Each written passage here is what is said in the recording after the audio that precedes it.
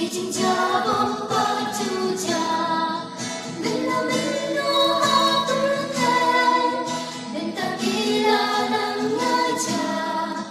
Umpala berhenti rubrek Nay waktu pinanti Ya persilunin lembut Haba bulas dan kilo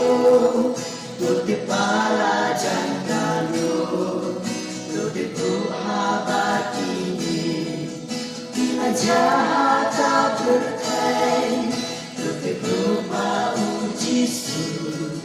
Pula jangan syahberkain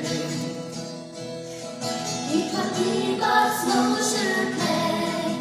Hilangin baju yosan Dan tak ada lagi jompi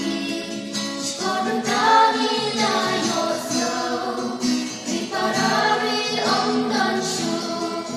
Jika izin mong kawai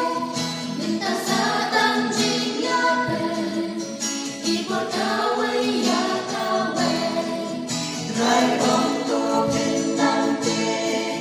Yang bersiuding lembut Haba bulas dan kilo Tuti pala jangkalo Tuti buhabat ini